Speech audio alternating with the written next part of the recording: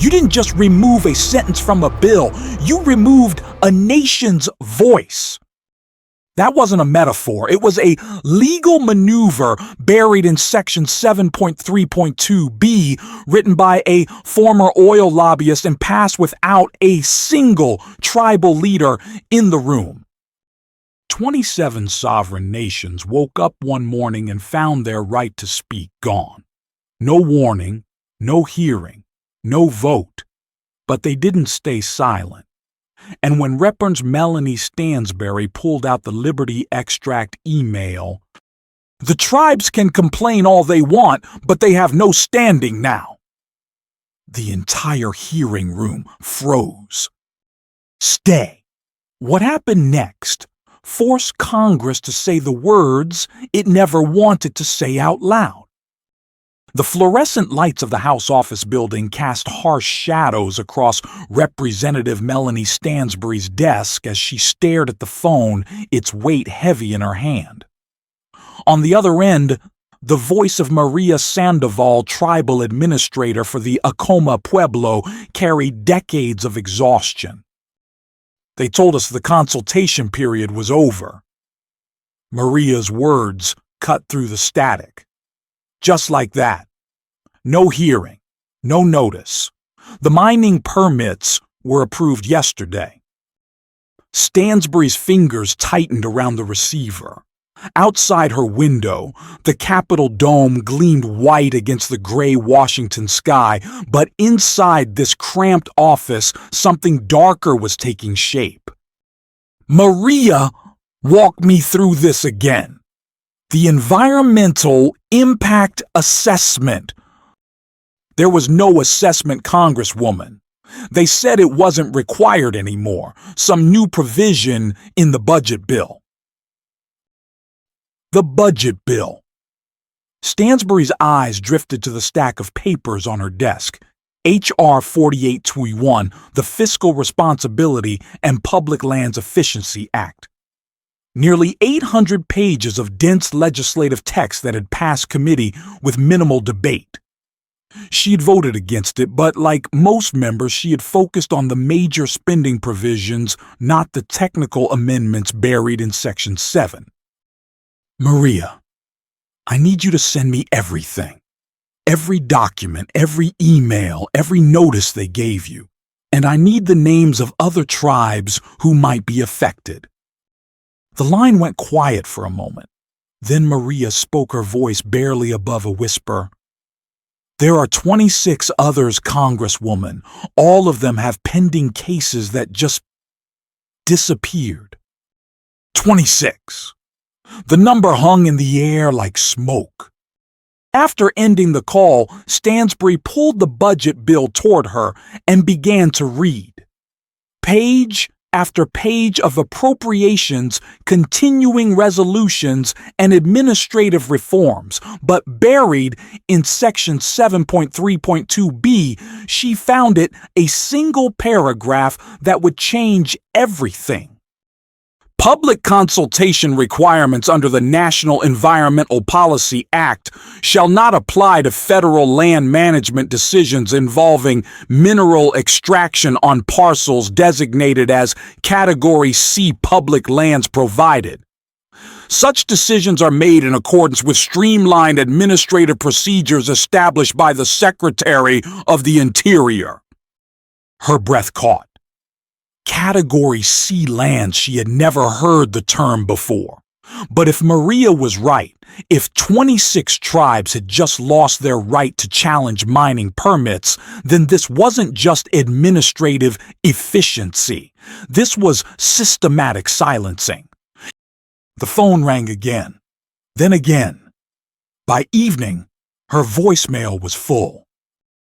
Joseph Yeezy from the Navajo Nation, Sarah Begay from the Hopi tribe, Robert Chavez from the Laguna Pueblo.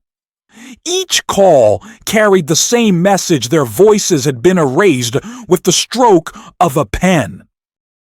Stansbury sat alone in her office as night fell over Washington. The Capitol building glowed in the distance, its dome a symbol of democracy and representation. But here in this moment, she felt the weight of 27 communities whose government had just decided they no longer deserved to be heard. The next morning brought rain to Washington, droplets streaming down the windows of the Natural Resources Committee hearing room. Stansbury had spent the night cross-referencing land records, environmental databases, and tribal consultation logs. What she found made her stomach turn. Across New Mexico, Arizona, and Utah, federal land parcels adjacent to tribal territories had been quietly reclassified as Category C over the past 6 months. Mining companies had submitted extraction permits for these lands, and without public notice or environmental review, they were being approved at record speed. Her chief of staff, David Chen, entered with a stack of folders and a grim expression. "I've been on the phone with tribal representatives all morning," he said, setting the papers down. "The pattern is consistent. They receive a form letter stating their consultation rights have been administratively adjusted due to new efficiency measures." Stansbury pulled one of the letters from the stack. The letterhead bore the official seal of the Bureau of Land Management, but the language was coldly bureaucratic. "Pursuant to recent legislative updates, your organization's input is no longer required for the following land management decisions." David, who drafted Section 7.3.2b, that's where it gets interesting. He opened his laptop, pulling up a document. The amendment was proposed by Congressman Bradley Morrison's office. But according to my source on the Legislative Council, it was written by an outside consultant. The name on the consulting contract made Stansbury's blood run cold. Thomas Hartwell, former senior policy advisor for Liberty Extract Corporation, now working as a legislative efficiency specialist for the House Republican Conference. Before she could process this revelation, David's phone buzzed. He glanced at the screen, then looked up with wide eyes. "You need to see this." The email had been forwarded from an unnamed source within the House Republican Conference. The subject line read, "Confidential Category C Implementation Strategy." The message was brief, but devastating. "Tom, the Category C provision is working exactly as intended. Removing public process clears the path for aggressive extraction without legal interference. The tribes can complain all they want, but they have no standing now. Brilliant work. We should have done this years ago. MS Liberty Extract." Stansbury read the email 3 times each pass, making her hand shake more violently. This wasn't bureaucratic incompetence or unintended consequences. This was a deliberate strategy to silence indigenous communities and clear the way for corporate extraction. "David, I need everything you can find on Liberty Extract, board members, lobbying expenditures, land holdings, political donations, everything."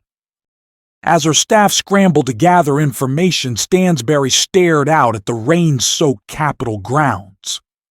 Somewhere in this building, behind closed doors, powerful people had decided that 27 sovereign tribes were obstacles to be removed rather than voices to be heard.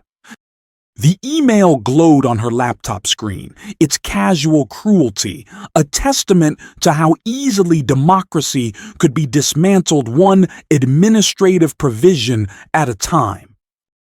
The House Natural Resources Committee hearing room buzzed with nervous energy. Ranking Member Morrison sat at the dais, flanked by his Republican colleagues, their expressions carefully neutral. Stansbury had requested this emergency hearing on administrative efficiency in federal land management. But everyone in the room knew this was about much more than bureaucratic streamlining. The witness table held representatives from the Bureau of Land Management, the Department of the Interior, and conspicuously absent any tribal representatives. Stansbury had specifically requested that tribal leaders be included, but her request had been denied due to scheduling constraints. The gentle lady from New Mexico is recognized for 5 minutes. Morrison announced, his voice carrying a barely concealed edge.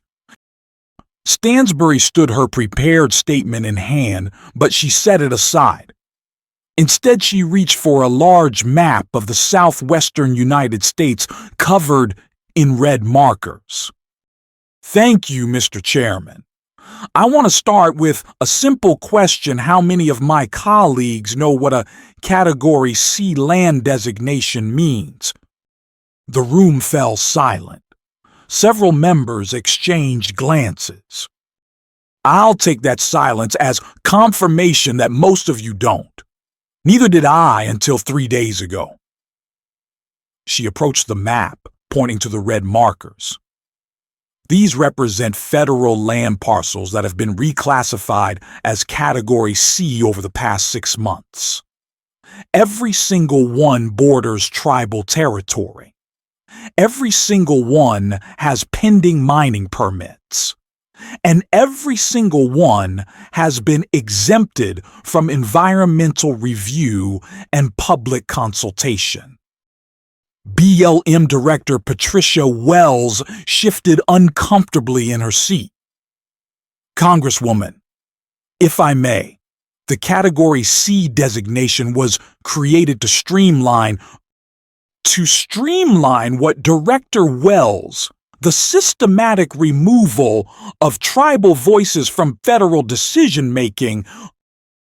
Stansbury pulled out a folder containing the consultation letters. I have here 27 identical form letters sent to tribal nations across the Southwest. Each one informs sovereign tribes that their consultation rights have been administratively adjusted. She read from one letter. Your organization's input is no longer required for the following land management decisions. Morrison leaned forward. The gentle lady seems to be implying some sort of conspiracy.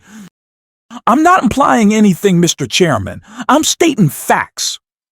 Stansbury opened her laptop, the email glowing on the screen. This is an internal communication from Liberty Extract Corporation to congressional staff. I'll read it verbatim. Removing public process clears the path for aggressive extraction without legal interference. The tribes can complain all they want, but they have no standing now. The room erupted. Republican members called for points of order. Democratic members demanded to see the document, and Morrison gavelled for silence. But Stansbury pressed on, her voice rising above the chaos. Mr. Chairman, I have a simple question for our witnesses if this is just about efficiency. Why weren't tribal nations consulted about losing their consultation rights? Why weren't environmental groups notified about the elimination of environmental review?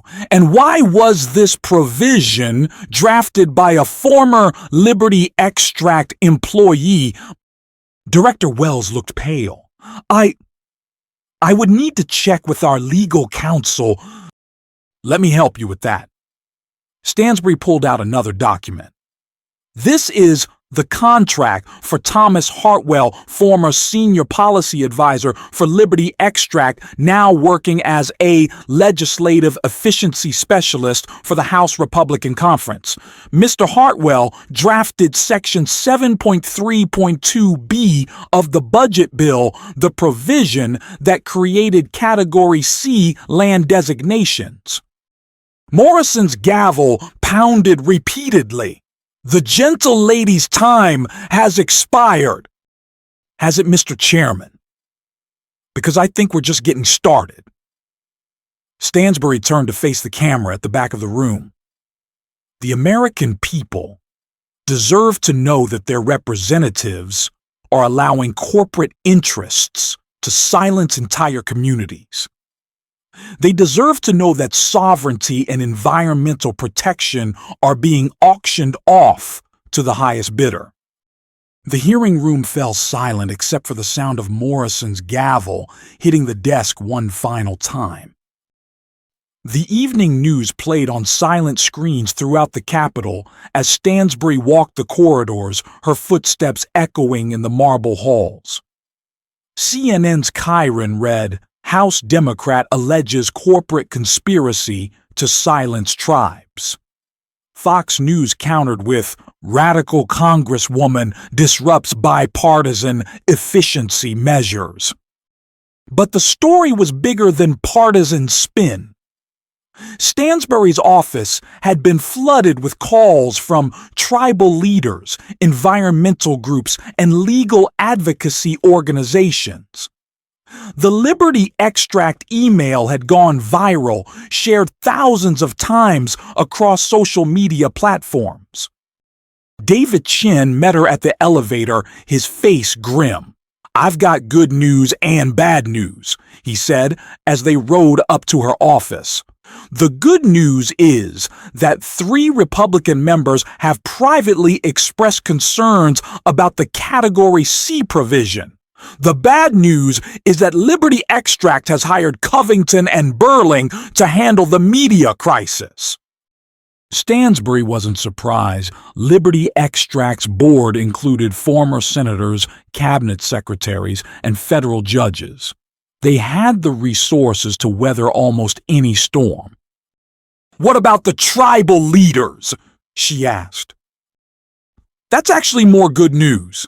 Chief Patricia Yazy from the Navajo Nation is flying in tomorrow. She wants to hold a press conference with you. As they entered her office, Stansbury noticed a new stack of documents on her desk. David followed her gaze. Those arrived an hour ago. Anonymous delivery to the security desk. Stansbury opened the manila envelope and pulled out what appeared to be internal Liberty Extract communications spanning several years. The documents revealed a coordinated strategy to influence federal land policy, including payments to political consultants, lobbying firms, and think tanks. But one document stood out, a PowerPoint presentation titled Public Lands Acquisition Strategy Phase 2. The slides outlined a multi-year plan to acquire drilling rights on federal lands adjacent to tribal territories. The final slide was particularly damning. Key obstacle tribal consultation requirements. Solution: legislative reform to eliminate consultation mandate. My God, Stansbury whispered. They've been planning this for years. David looked over her shoulder at the presentation. Look at slide 12, the timeline. They started lobbying for the Category C provision in 2019, right after the tribal coalition successfully blocked their Montana project. Stansbury felt the pieces clicking into place.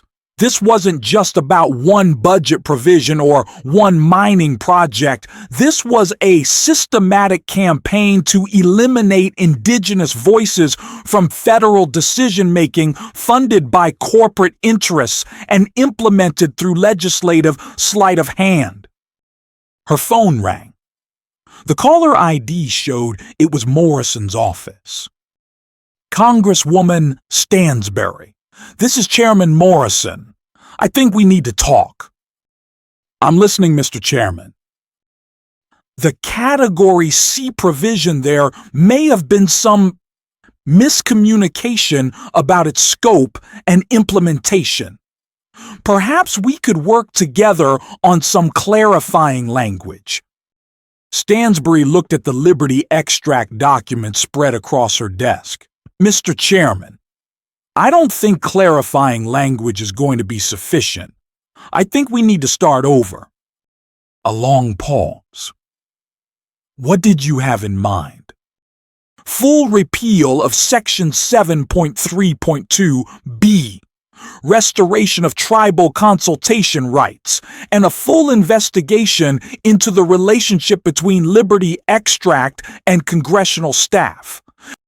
That's quite a lot to ask. It's quite a lot to give back to the communities you took it from. The Capitol steps were packed with tribal representatives, environmental activists, and concerned citizens. Chief Patricia Yeezy stood at the podium, her silver hair catching the morning sunlight, her voice carrying across the crowd and into the cameras broadcasting live to millions of viewers.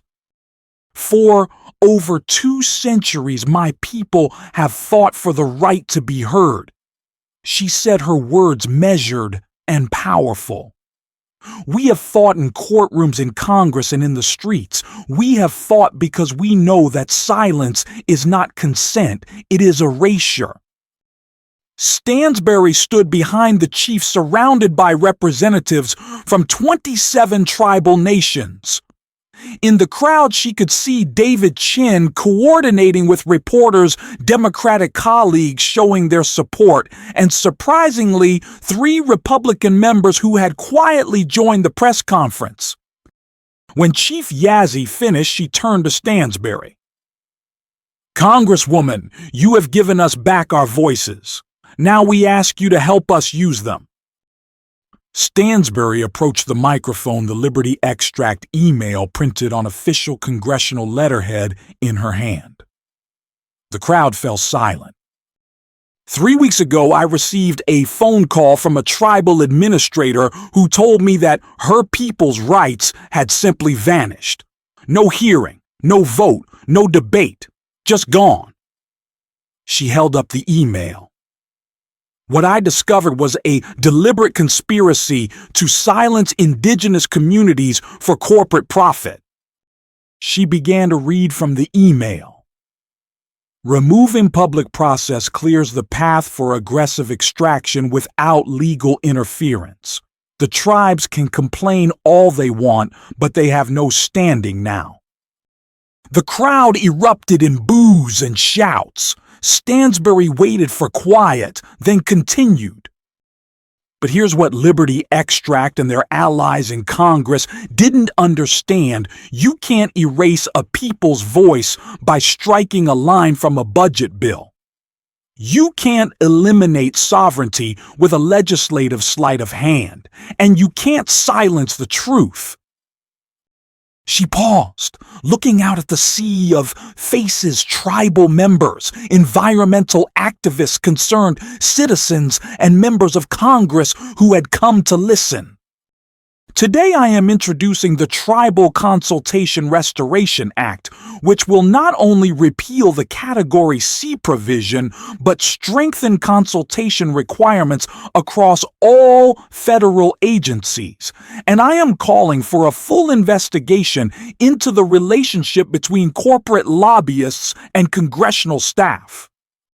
The crowd cheered, but Stansbury wasn't finished. Because this isn't just about land or mining or even tribal rights. This is about whether we believe that every voice matters in our democracy or whether we're willing to auction off our principles to the highest bidder. As she stepped back from the microphone, Chief Yazzie embraced her. In that moment, surrounded by the representatives of 27 sovereign nations, Stansbury felt the weight of their trust and the responsibility it carried. The cameras captured it all: the handshake, the embrace, the moment when democracy's promise was restored to those who had been silenced. But they also captured something else: the beginning of a larger conversation about power representation and the price of silence in American politics. 6 months later, the hearing room was packed again, but this time the witness table looked very different. Thomas Hartwell sat uncomfortably in the center, flanked by his attorneys. To his right, Liberty Extract CEO Margaret Sinclair shifted in her seat, her usual corporate confidence replaced by barely concealed anxiety.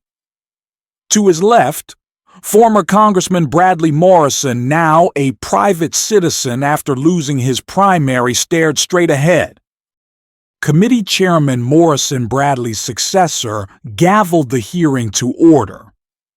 This hearing of the House Committee on Oversight and Reform will examine the role of corporate influence in federal land policy and the systematic exclusion of tribal voices from government decision-making. Stansbury, now serving as the committee's ranking member, had spent months building the case. The anonymous documents had led to subpoenas, which had led to more documents which had revealed a web of corporate influence that stretched across multiple agencies and congressional offices. "Mr. Hartwell," Stansbury began, "your consulting firm received $2.3 million from Liberty Extract over the past 5 years. During that same period, you drafted 17 separate pieces of legislation that reduced environmental protections and tribal consultation rights. Do you see any connection between these two facts?" Hartwell leaned toward his microphone, his lawyer whispering in his ear. "Congresswoman, I provided technical expertise on natural resource policy. Any suggestion that my work was improperly influenced is—" "Let me stop you there." Stansbury pulled out a document. "This is an internal Liberty Extract memo from 2020 marked attorney-client privilege. It states, and I quote, 'Hartwell delivery on tribal consultation elimination exceeds expectations. Recommend bonus payment and expanded retainer for next phase.'" The room fell silent except for the clicking of cameras. "Mr. Hartwell, what was the next phase?" His lawyer leaned over again, whispering urgently. Hartwell sat back, his face pale. "I declined to answer on the advice of counsel." Stansbury nodded. "Ms. Sinclair, perhaps you can help us understand. What was Liberty Extract's next phase?" The CEO straightened in her chair, her media training evident. "Congresswoman, Liberty Extract has always operated within the bounds of the law. Our advocacy efforts were focused on regulatory efficiency and economic growth. Ms. Sinclair, I'm going to read you another email from your company's servers. This one is from you to your board of directors, dated 6 months ago. The tribal problem has been solved. Hartwell's legislative approach has eliminated their ability to interfere with our expansion plans. We should see a 300% increase in extraction permits over the next 2 years. Sinclair's composure cracked. That email was taken out of context. What context makes it acceptable to refer to sovereign tribal nations as a problem to be solved? The question hung in the air. Behind Stansbury, Chief Yazzie and other tribal leaders sat in the gallery, their presence a reminder of what was at stake. I misspoke," Sinclair finally said. "You misspoke," Stansbury's voice rose. 27 tribal nations lost their legal rights because you misspoke.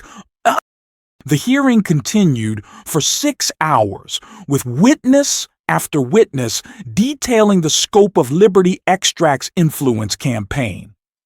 By the end, the committee had uncovered a systematic effort to eliminate indigenous voices from federal decision-making funded by corporate interests and implemented through carefully placed legislative language. 3 months later, the Tribal Consultation Restoration Act passed both houses of Congress with bipartisan support.